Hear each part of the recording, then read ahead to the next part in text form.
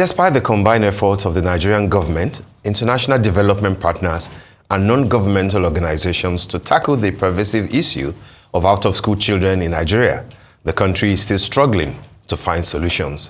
Despite dedicated campaigns and collaboration between stakeholders, the number of out-of-school children continues to be a persistent challenge.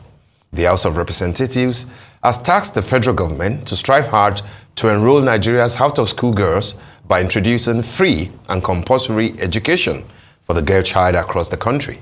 This was sequel to the adoption of a motion by Representative Kafilat Ogbara, APC Lagos, on the floor of the House in Abuja on Thursday. The motion was on the commemoration of the 2023 International Day of the Girl Child. She said the last survey by UNICEF revealed that 18.5 million children were out of school in Nigeria, 60% of which were girls. The United Nations marked October 11th as the International Day of the Girl Child. In Nigeria, girls still struggle to meet up with their male counterparts in the school and male-dominated professions. UNICEF is promising to partner with the Nigerian government to protect girls' rights and ensure more girls are back to school. Our Rice correspondent, Punariman Benjamin, tells us more. Every October 11, the world unites to celebrate the resilience, the strength and potentials of girls, highlighting some challenges that they face around the world. 15-year-old Elizabeth here hawks boiled granite to earn a living. I'm hawking granite so that I could save money to enable to go back to school. Elizabeth is among the over 6 million girls who are out of school in Nigeria. According to UNICEF, there are 18.5 million out-of-school children. Insecurity, poverty, child marriage, conflict, gender-based violence, and trafficking are some reasons stopping the girl child education. At this year's commemoration of the International Day of the Girl Child, there are calls to fund issues affecting girls. Investment comes in different forms.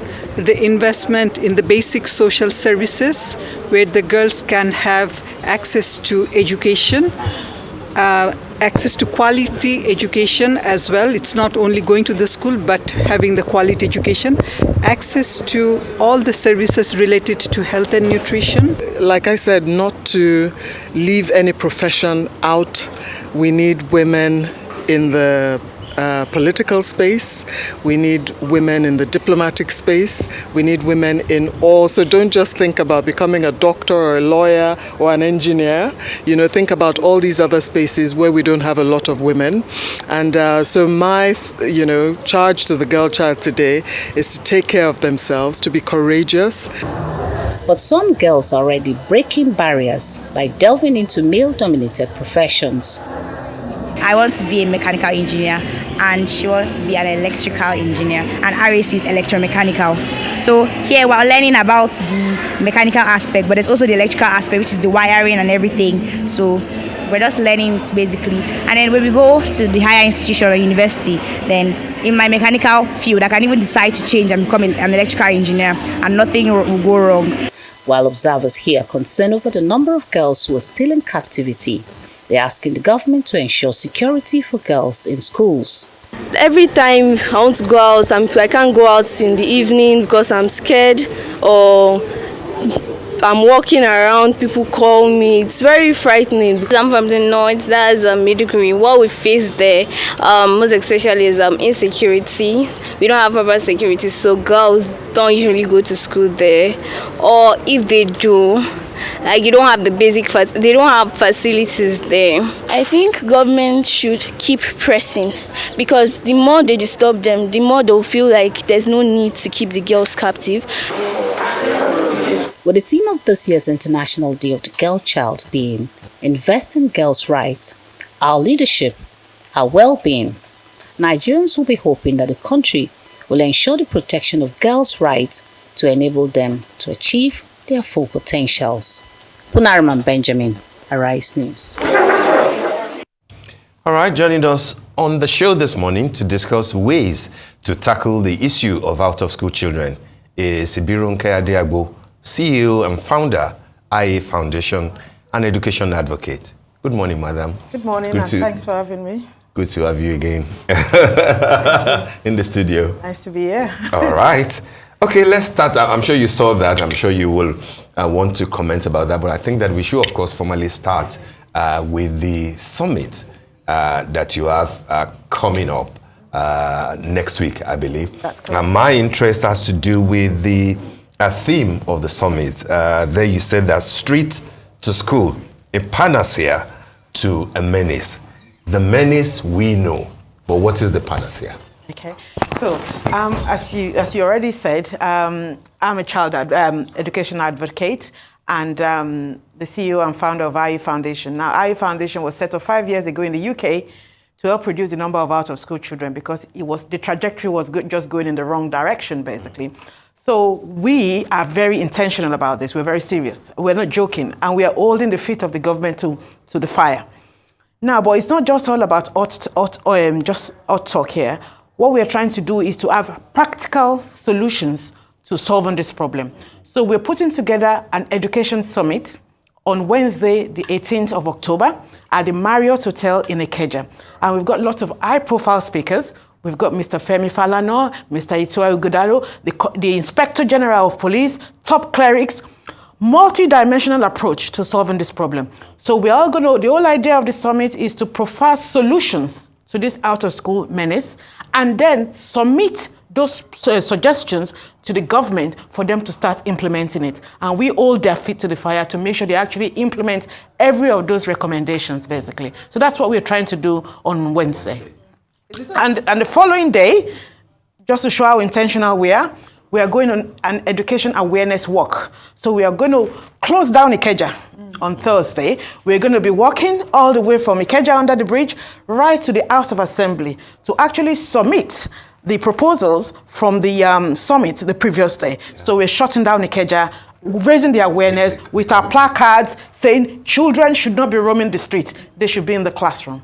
Is this a first-of-a-kind summit that you've held? Have you done these types of summits in the past? And what has been the result so far? I mean, you had the staggering number of out-of-school children in Nigeria. UNICEF is putting it at 18.5 million out-of-school children. 60% of those boys, girls, and then 40% obviously boys, which I'd like to talk about later on in the program. But I'd like to find out what you have experienced so far, if you've had these types of summits and what, the results have been. Yeah, that's a very good question. We had a school security summit 2 years ago. We partnered with a top security company called Alugene because we were getting worried about the number of kidnapping. It's Chibok today, Dapchi tomorrow, and we're getting very concerned. So we partnered with a security company to have this school security summit. That was 2 years ago. We had international speakers, international security experts on how we can make sure school security is reinforced. We had all that recommendation and we sent it to the government at that point in time. But I'm sad to say most of those recommendations have not been implemented. And it's only few state governors that are implementing it. The one that comes tops in terms of implementation is the Borno State Governor, Governor Babagana Zulum. He's implemented every of the recommendations to the letter, basically. And I give him kudos. And I want every other governors in Nigeria to try and emulate him. If all the 36 governors can do that, we'll be getting close to addressing those issues, basically. Because you can't expect the central government alone to deal with it. It's multifaceted and different levels. So the central government needs to do their bit. The state government needs to do their bit. The local government needs to do their bit as well. And NGOs, corporate world, we all need to come together. The government cannot do this alone. The numbers are alarming, and it's not acceptable. Well, can you share with us one or two of those recommendations from that last summit? Okay. So one of the stuff we said is that because in the north, there's lots of ungoverned spaces, right? So when you have schools in those ungoverned spaces, it makes the school children vulnerable to kidnapping. So what we've said is close down those schools in ungoverned areas, bring them to the town centers, have mega schools that you're going to have loads of kids there. So that even when the kidnappers come, the children will actually overwhelm the kidnappers. And that is what Governor Babagana is doing. He's done, you need to go to Borno, lots of shiny schools, are in there in the school. The other stuff we also recommended is technology. use technology to actually educate the children, because some parents are still wary about sending their children to school, especially the girls, right? So we are suggesting that invest in things like laptop, e-learning devices, and have volunteers go to their homes to teach them, because some of them might not be able to operate the devices. Because I remember during COVID, that's what we did. We invested in e-learning devices, sent our volunteers out to homes to get the children to learn. You know, all the curriculum, everything was on the devices. So those are two of the recommendations we recommended, and Baba Gana Zulu is implementing all of that. I remember that when the last time we had you on the show, I believe that was in May, you had kind words for Governor Zulum. Yes. But here we are again now, you are saying very kind words about him. Will that be because of his background in the academia, or are there other things that you think other governors, particularly in the North, can learn from the approach of Governor Zulum of Borno State when it comes to dealing with organizations like yours and accepting proposals that are for the betterment of, education sector in their states? I mean, I'm not quite sure what it is. I don't know the man from Adam.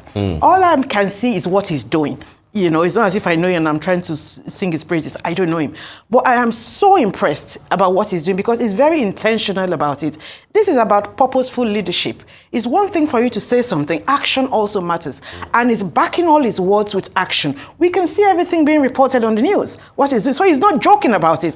And it's not just in education. It's in every aspect, of where it requires good governance that he's doing that. So I just think he's just a brilliant person. He's very purposeful, very intentional. And I think we should have leaders like that, basically. I'd like to find out from you, what role does tradition or religion play in the issue of, out-of-school children?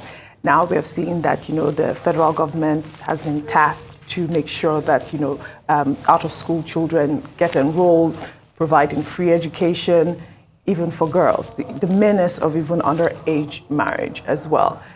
I mean, this issue of out-of-school children, do you think that religion or tradition plays in that, besides poverty or anything like that? What role does that play? Absolutely. Like I normally say in a previous interview, there are three areas in which is increased the number of out-of-school children. There's the education side of things, lack of resources in education. There's the economic aspect, poverty, and there's the social-cultural. So under the social-cultural, religion comes under that. Now, no one is saying we shouldn't give our children religious education, because the Christians send their kids to Sunday school as well, right? So having Arabic training, there's nothing absolutely wrong with that. So I haven't got an issue with that. And Governor Jonathan actually invested a lot in Almajiri education. However, in my opinion, if these young children have got the capacity to learn Quran, it means they are brilliant, right? So side by side, they can do Western education as well. I see it as two sides of the same coin. So you're getting your religious education and getting your Western education at the same time. Because if you only go for religious education, that would not take you too far. If you say you wouldn't have the necessary skills to become employable in future. So both must go side by side. Making sure those kids also get Western education is absolutely critical. But I think the orientation is once they get their religious education, they should be okay. No, they're not okay. They need Western education as well. All right. I mean, one of the things that you've said in the past is that you commended when President Bola Ahmed Tinubu, when he became the president-elect, his proposals regarding education, particularly the idea of having a parastatal, specifically for out-of-school children. And now he has spent more than 4 months on the saddle. A Minister of Education has been appointed. States too have changed their cabinet. In monitoring progress so far, how will you assess the direction at the federal level and at the state level, particularly Lagos, because you are giving the colloquial, what's it called, summit, from the summit to the Lagos State House of Assembly. 4 months after, what direction do you think that they are taking, both at the federal and at the state level? Right, so I've got to commend the current administration, because what I can see straight up is the political will, because that was lacking previously. So we can see the political will. And secondly, I would like to commend the current administration again for putting square pegs in square holes, because the current Minister of Education has got the right profile, the right pedigree for the job. He's a professor, for crying out loud. He used to be a former VC, and he's a son as well. You couldn't get any better than that. And the first thing the guy said, the first statement he made when he became the commissioner, the minister, was he said, "We are going to increase educational budget by 25%. That was music to our ears, because we've been advocating that what the government currently spends on education, it doesn't go far enough. Global institutions have been telling us we need to spend double-digit percentage on education. At the moment, we are spending 8.2%, right? So he's now said they're going to increase it by 25%. So hopefully that will go to double-digit, because we really need to pump money into education, because without that, we're going nowhere. So he's saying the right things, he's doing the right things. We are here to support him, in terms of resources, because as I said previously, we are picking up kids, putting them in school, paying for their fees. You understand what? So we are trying to partner with them to make sure they can achieve their objective, because that number is just unbelievable, unacceptable. So we've written to him already, and we're also going to submit the outcome of the summit to him and make sure we are checking with them and making sure they are implementing it. The other thing we're going to recommend to them is that in the weekly FEC meeting on Wednesdays, number of out-of-school children trajectory should be an agenda item. Yes. Because it's important enough, because these are the future manpower of the country. Absolutely. So we cannot look away. It's because we looked away years ago. That's why we are having these security challenges. So if we look away again now, these security challenges we're experiencing now is just the tip of the iceberg. It's going to be compounded. So any government worth its salt should pay attention to those kids on the street. They don't belong there. They belong in the classroom, getting good education, to make sure we have the right manpower to fuel the economy in future. But that's hoping that FEC will start anytime soon, because I see that, since the cabinet was constituted and no FEC meeting has held, but let's hope that FEC will start.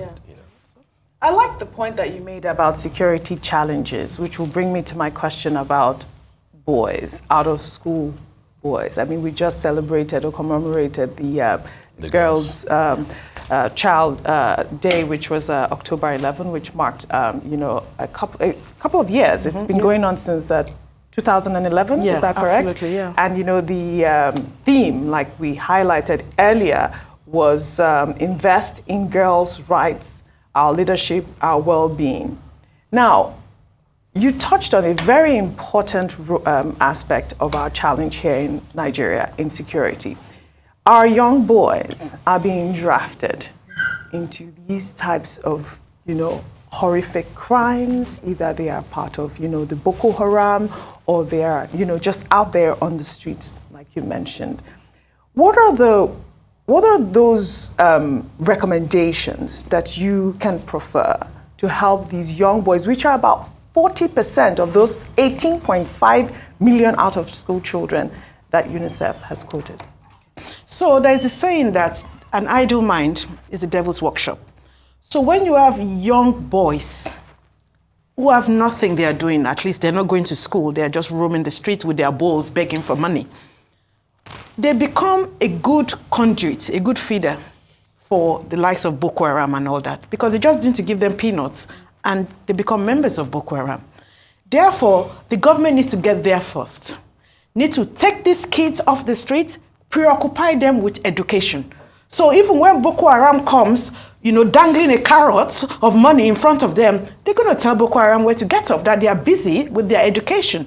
So it's because the government is not prioritizing the educational needs of these kids. That's why they are vulnerable to be recruited by Boko Haram. So again, I'll say preoccupy those kids, put them in school, give them the right skill. And when I say put them in school, it doesn't just mean formal education.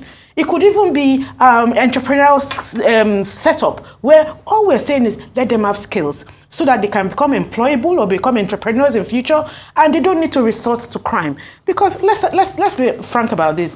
Not everyone wants to become a criminal. It is because they have no livelihood that leads them into criminality. Therefore, give them the means to have a livelihood and they would not resort to criminality. It's very simple. All right. Let's clarify on the solidarity walk on Thursday. Yeah.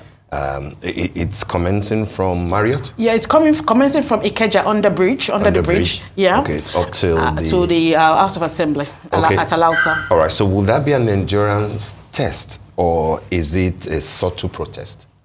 It's not a protest, it's an awareness. Okay. So we're going to have all our placards up saying that education is an investment. No child should be left on the street, basically. So with all this, and we'll be dancing with our boys brigade, everything, raising awareness, giving out goodies to people, just grabbing their attention, so that they themselves, with old politicians to account, to say, you know what, some people are the work, they raise their awareness about education, you know, let's make sure our kids go to school.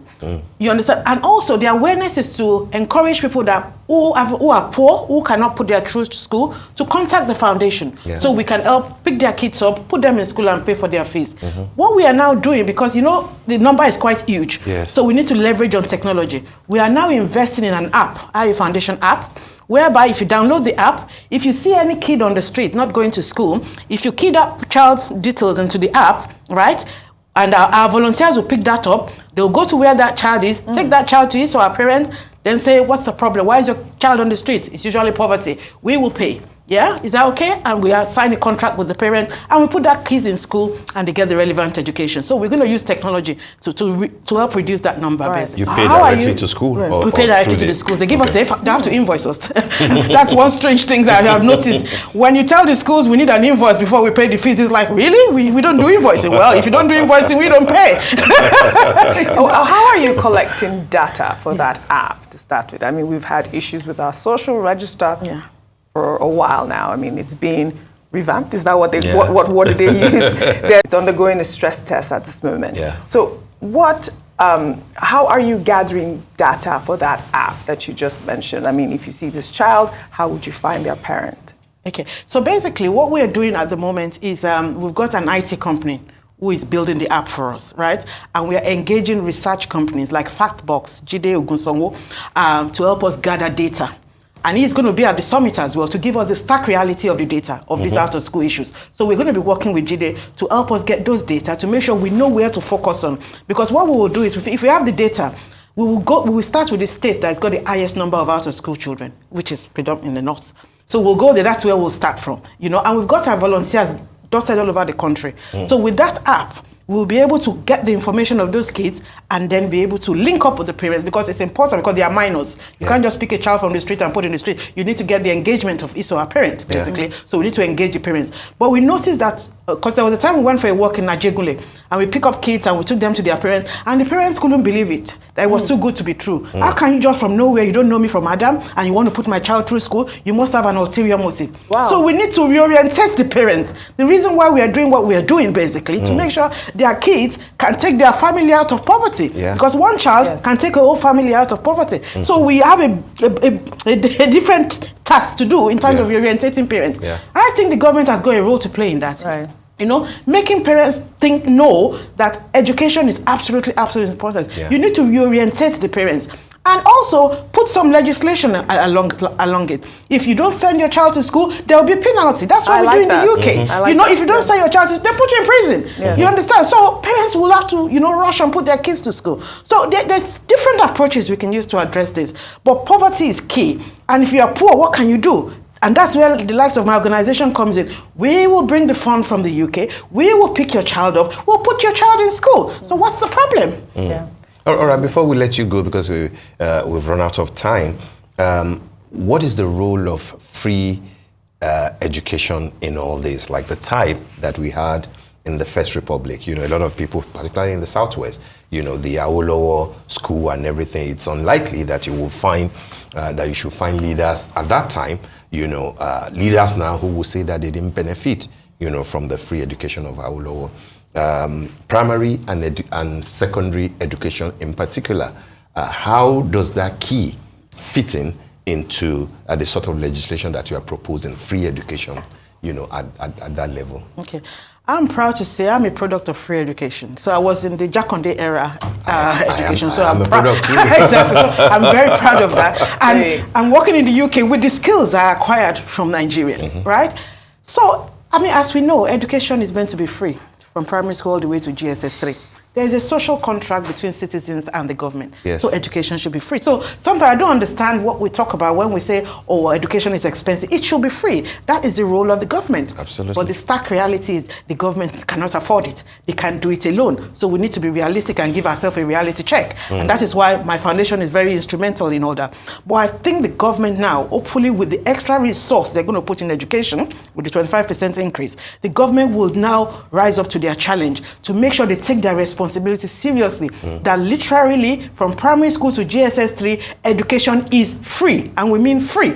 I mean, when we pay for fees for our students, we're not just paying the fees, we are paying parents' association levy, graduation levy, and there's all these ancillaries. Yeah. And apart from that, they don't have bags, they don't have books, they don't have shoes. We have to buy all that as well, because otherwise they will not be able to function.